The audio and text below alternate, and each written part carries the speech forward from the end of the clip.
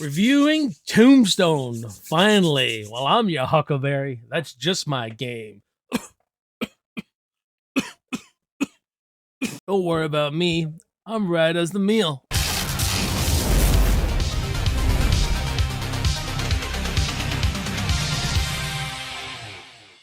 Tombstone was released in 1993, written by Kevin Jarre and directed by George P. Cosmatos, and starring Kurt Russell, Sam Elliott, Val Kilmer, and Bill Paxton. A successful lawman's plans to retire anonymously in Tombstone, Arizona are disrupted by the kind of outlaws he was famous for eliminating.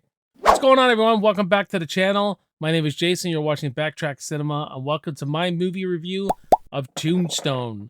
So, guys, I'm taking a little bit more requests this month. Well, we're pretty much halfway through the freaking month now. But, you know, I got a little list of every time you guys send me some requests. So we're doing Tombstone, and Donita Brown, longtime follower, asked me to do this one. This is one of the ones that she put on the list, and I needed a kick in the butt. So thank you, Donita, for choosing this one, because I've been wanting to review Tombstone for so long, but I really haven't forced myself to do it. I've watched it several times, and every time I just haven't had the chance to review it. It's one of my favorites, and maybe that's why sometimes your favorite movies are the most intimidating ones to review as a movie reviewer, because, you know, you try to think objectively and stuff like that, and sometimes it's so hard, especially with a movie like this. I fell in love with Tombstone as a teenager. It was one I watched with my dad, and we both loved it. And when we want to talk about Westerns, right, the Western genre was kind of dead at this point. You had Silverado in 85, Young Guns in the late 80s. You had The Unforgiven had great success.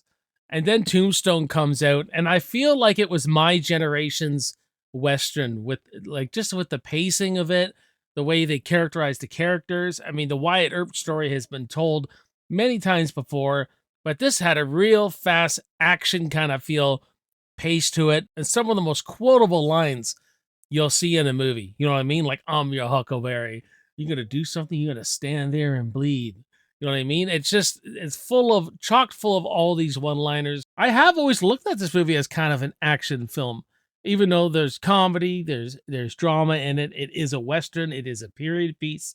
And yeah, so this is gonna be a really fun one to talk about Tombstone. The cast of Tombstone is incredible. It's an ensemble piece for sure. You got characters coming out of your wazoo here. We got Kurt Russell, we got Sam Elliott, we got Bill Paxton, we got unknowns at the time, kind of Thomas Hayden Church. You got Jason Priestley, you got Powers Booth, you got Val Kilmer, Michael Biehn, you got Stephen Lang as Ike Clanton. You got so many people in this movie. You got a young Billy Zane.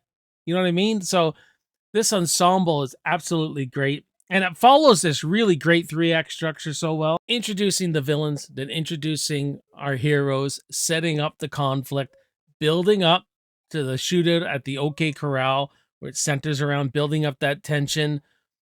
And then Wyatt getting his revenge, hunting down all the cowboys and resolving things with Doc Holliday and Josephine Marcus, where Wyatt at the end of the movie finds Josephine Marcus and stays with her. So it's really clear, it's really defined on everything, how it follows such a great 3-act structure. And I love the way the movie opens up with that black and white footage, making it feel like everything is real. And then you get that shot of the black and white, you know, shooting at the screen, which is the Great Train Robbery from 1903, I believe. And we're introduced to the Cowboys, this gang that Wyatt Earp and his brothers conflict with, and they set them up as badasses. I mean, these are bad, evil dudes, man. You just look what's going on. They go to a wedding, they trash this wedding, they kill the husband, they presumably rape his wife. Johnny Ringo, played by Michael Biehn, kills a priest, right? And then they're all just sitting down there, almost celebrating it with a feast and everything like that. So they set them up for, right away. You're like, oh, okay, these dudes are bad men, and shit's gonna go down clearly.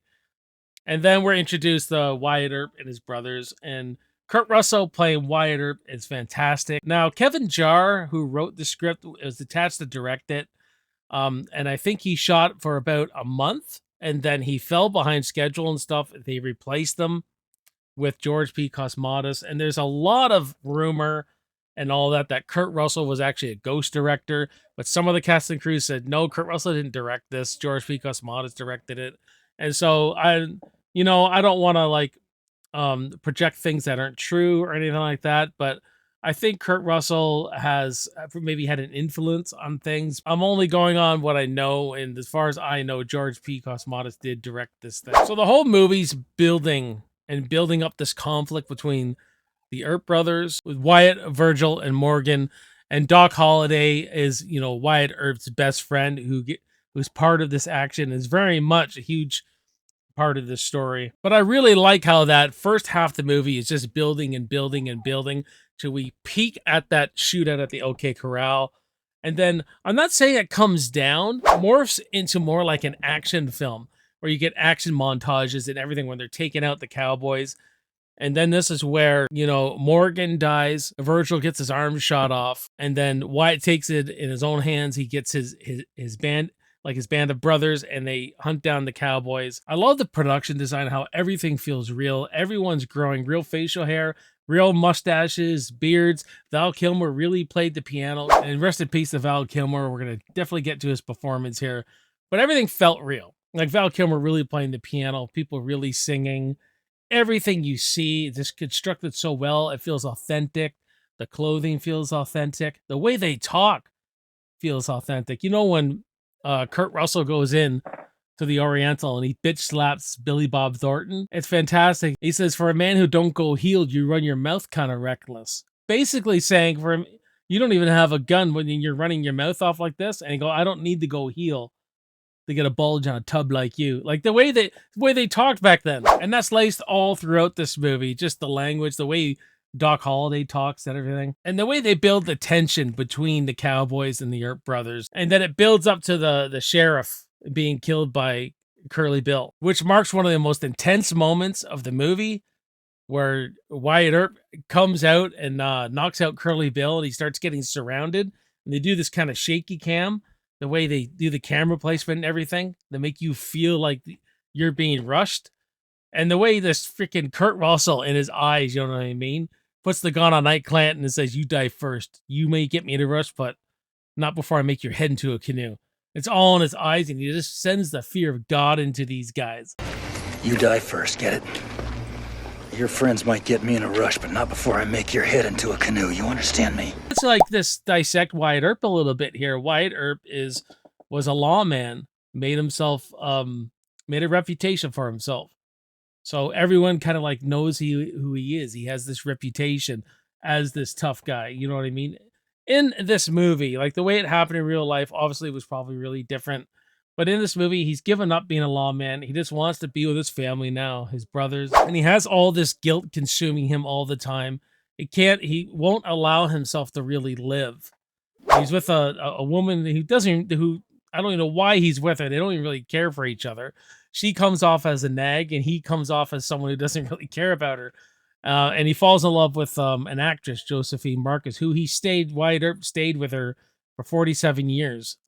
They stayed together. So they show the kind of the beginnings of that. But Wyatt Earp is consumed by all this guilt, and you get, between him and Doc Holliday, you get a lot of conversations back and forth while Doc's trying to tell him, you got to live, you got to let this stuff go and just go and live by the end of this. Go find her, let yourself fall in love, let yourself have a life. Your past is your past. And that's what Wyatt is. He lives in the past a lot, and trouble seems to follow him around.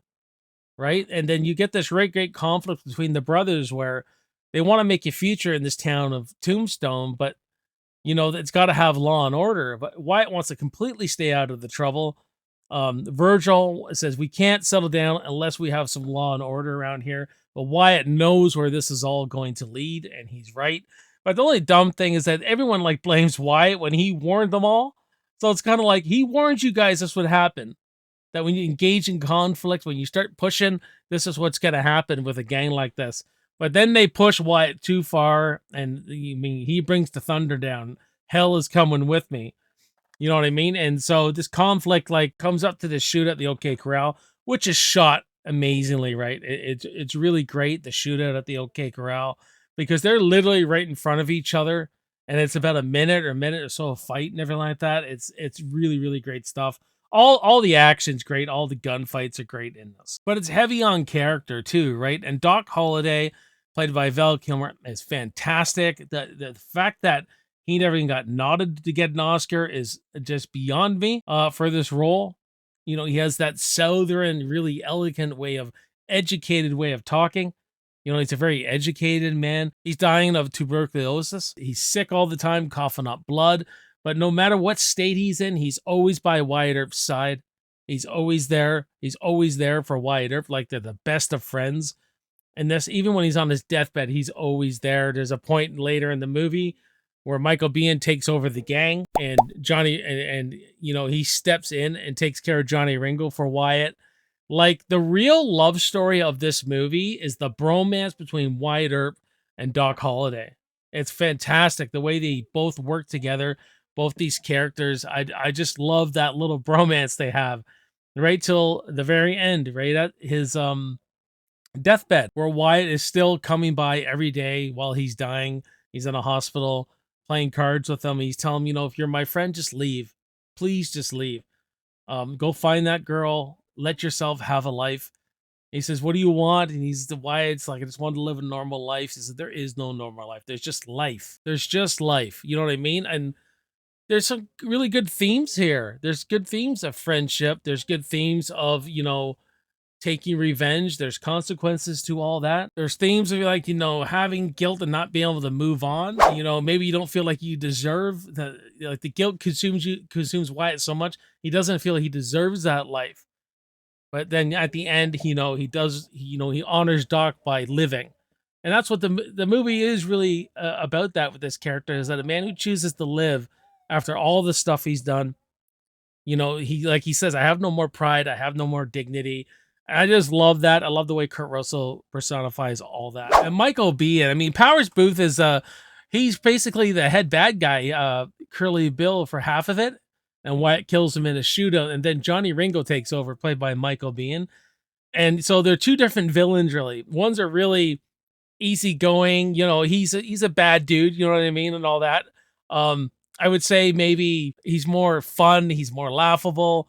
You know, there's a lot of comic relief to him, but Johnny Ringo's more serious.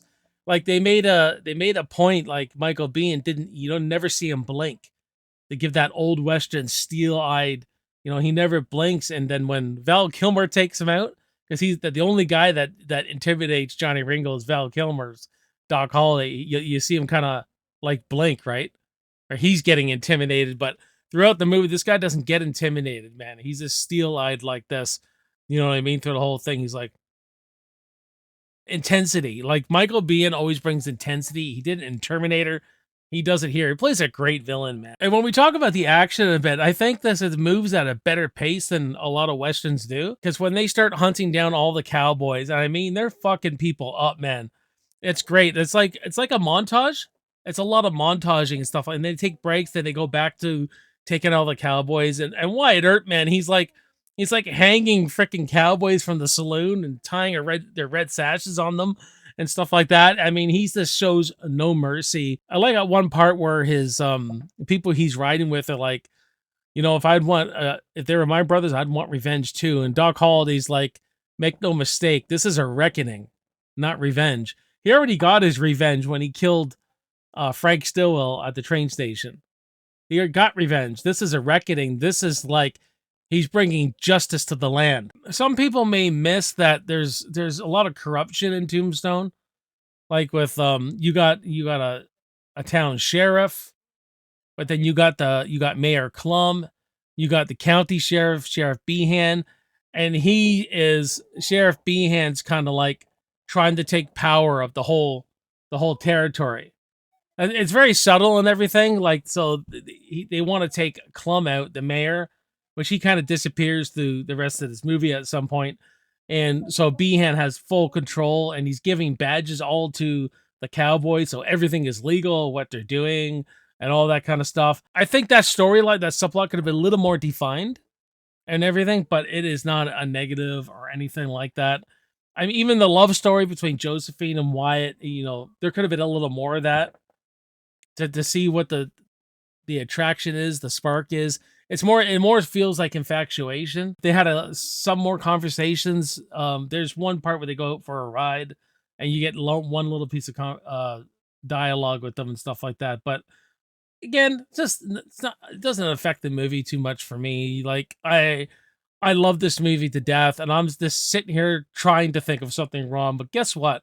There's nothing fucking wrong with this movie. I think it's just an amazing film. Loved it when I was a kid. I would love it every single time I watch it. You know, the relationship between all the characters, that building of tension, the shootout at the OK Corral, the villains. In order to have great heroes, cheer on good heroes, you got to have great villains. And it has the great villains, you know, they're all great in it. Like, there's just so many great character actors in this film, so many great actors, and so many memorable lines and scenes from this movie. So, on your next movie watch, you're in a mood for a good old duster, a Western. Put on some Tombstone. I swear to you, you will not be disappointed, and you'll be quoting "I'm your Huckleberry" for the rest of your life. I'm going to give Tombstone from 1993 an A. There you have it, guys. Tombstone is a perfect movie for me. I love it. I love this to death. It has everything I want in a movie and a Western.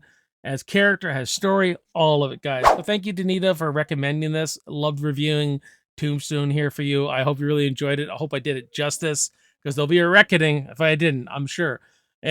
Yeah, this is one movie, guys, you could do a huge deep dive into. So we're just glazing over a lot of things here. Thank you so much for watching. This was a lot of fun reviewing one of my favorite movies of all time, for sure. So let me know in the comments below what you think of Tombstone. Do you like it? Don't you like it? Let's have a great discussion of Tombstone. And my name is Jason. I will see you next time, and I will see you in the movies. Cheers.